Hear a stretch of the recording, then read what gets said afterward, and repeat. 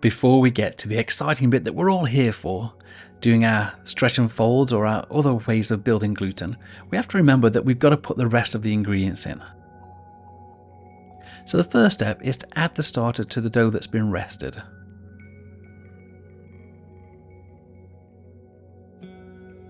We're then going to mix in the salt, and we usually sprinkle this on top about tablespoonfuls depending on the recipe. And we're going to mix that in with an incorporating grab and press. And this is just really mixing it in to make sure that it's gone all the way through the dough.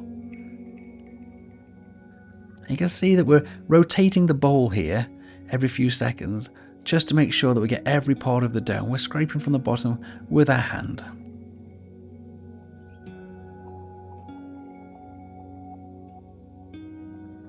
Once we've made sure that that's well incorporated there, we can then start to shape it a little bit more around the edges and bring it to the center. And you can see here what Alicia's doing is she's scraping the edges and then pinching in. And that's to make sure it's all incorporated or mixed in. Once that's done, we're going to cover it and let it sit for about 30 minutes. We can then move on to our next step, which is the stretch and fold or the gluten building. And for that, we have some options. So to recap, we're going to incorporate, that means mix in, the sourdough starter and the salt and any other ingredients that you need to put in. And then we're going to cover it and then leave it to rest for 30 minutes before building the gluten.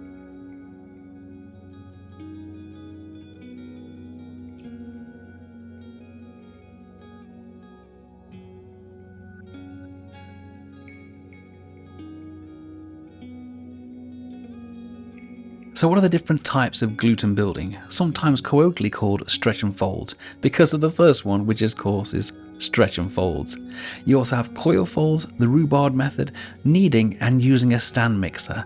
So there's actually 5 different types, but don't worry if it sounds too complicated. Find the one you like and start with that, or as most people do, start with just stretch and folds. So let's go through each method in detail. The stretch and fold method. Before doing any stretch and folds, it's always best to wet our hands to allow us to be able to shape the dough without getting stuck to it. And this is what dough looks like after it's been autolyzed for about an hour. And we're going to stretch up from one edge and then fold the dough back in on itself. So watch as Alicia does this, stretch and fold. Then she rotates the bowl a few degrees and lifts up, stretches again, and folds it back on itself. At the end of about 4 stretch and folds, she's going to do what she calls mini stretch and folds, which are tiny stretch and folds that just fold the dough over on itself. This helps the gluten development as well, but it also helps with shaping and holding the dough in a manageable condition. She's then pinching the top together to keep it in a manageable shape. The stretch and fold method is a gentle way to build gluten strength without excessive kneading. It helps improve the dough's extensibility, stretching ability, and contributes to a better rise and texture in the final baked bread. The exact number of stretch and folds and the intervals between them can be adjusted based on your personal preference and the specific characteristics you want in your sourdough bread. For now, we tend to do a set of 4 stretch and folds with 30 minutes in between each one for about 4 times. So that would be 2 hours in total. But of course it doesn't take 2 hours to actually do this, because in between you're just doing whatever you would normally do.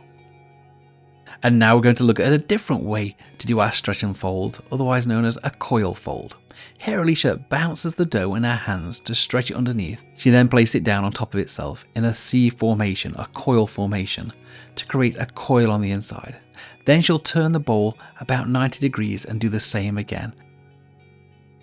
This makes sure that all sides of the dough gets equal treatment.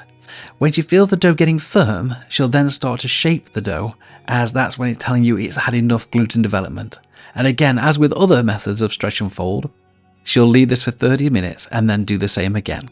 The coil and fold method is an effective way to improve dough strength without excessive handling.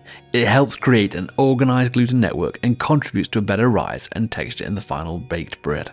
As with any sourdough technique, it's advisable to experiment and adjust based on your specific recipe, flour type, and environmental conditions. So go ahead and get practicing.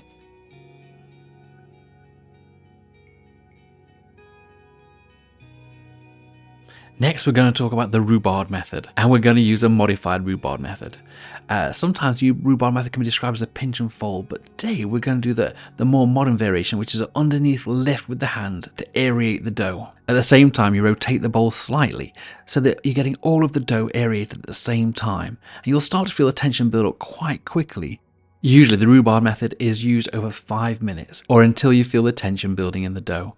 But for the sake of this video, we're going to cut it shorter, otherwise this video will be really long.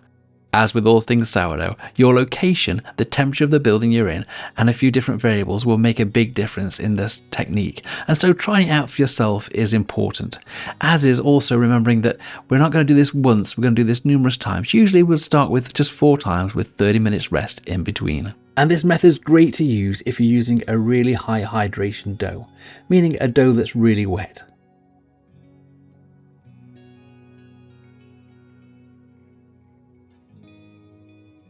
The next one is the kneading method, and you may be aware of this method if you currently bake bread with yeast. And it's usually a traditional pull and push motion where you're pulling the dough up and then you're kneading it back into itself, and you spin the bowl just like previously, and that allows you to get all of the dough equally mixed and equally aerated. Now this method is a really interesting one because if you were to do this for just 10 minutes, then you don't have to do any more rests and repeats. You can actually just get away with doing 10 minutes of this and then it's one and done. You just let it rest for a little while and then it's ready to go into the next stage of baking. So this is one if you're short on time or you don't have to remember to come back to repeat stretch and folds or coil folds, you could use this one instead. And it's one of only 2 methods that does this. This one and the stand mixer, which we'll talk about next. So this one's a really easy one to do if you're a traditional baker. You don't have to learn anything new just yet. And now she's just pinching it together to make sure it all stays in shape.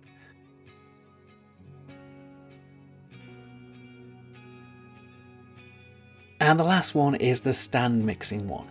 And on this one, we're going to use a dough hook on a stand mixer, and we're just going to let it mix for about 5 to 10 minutes.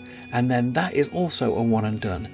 Now, this one is not one that's used commonly in sourdough because it doesn't have the same results for most people. So it's worth trying it once or twice because that's again a one and done. You don't have to rest and repeat. But it's worth thinking about if you're in an environment which allows it, meaning the temperature and the humidity and the elevation all work out for you. So that would be just place it on a slow stir for just 5 to 10 minutes. And that's all the methods we've got for you today, and maybe we'll share some more in-depth ones later on. But we hope you enjoyed it, and we'll see you again soon.